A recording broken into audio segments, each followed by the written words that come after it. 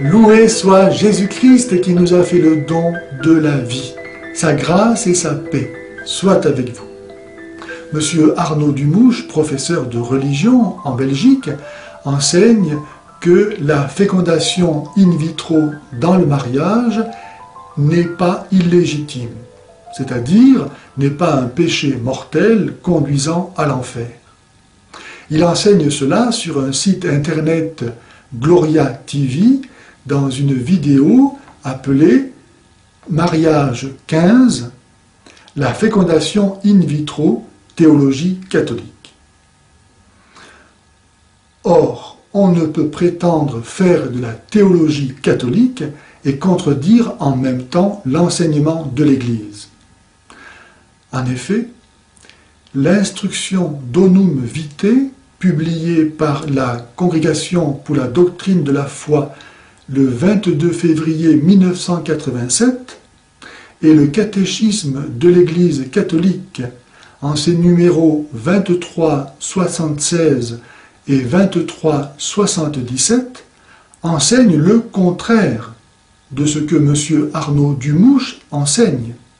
Les raisons sur lesquelles s'appuie l'Église pour condamner la fécondation in vitro sont les suivantes.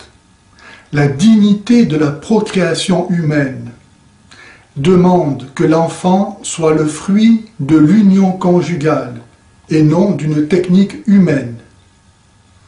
La dignité de l'acte conjugal, expression de l'union des époux, de l'unité de leur amour, exclut la participation d'un tiers.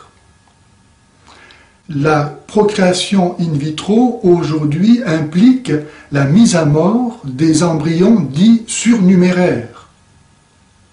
La masturbation est un acte gravement et intrinsèquement désordonné.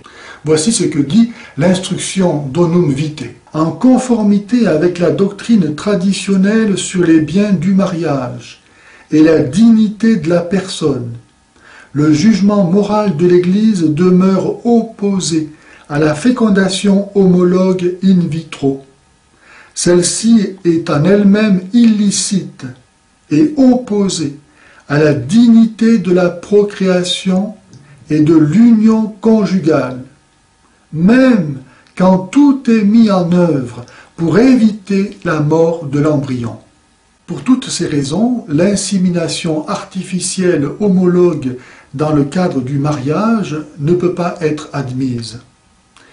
Ce qui ne condamne pas évidemment les traitements médicaux de l'infertilité.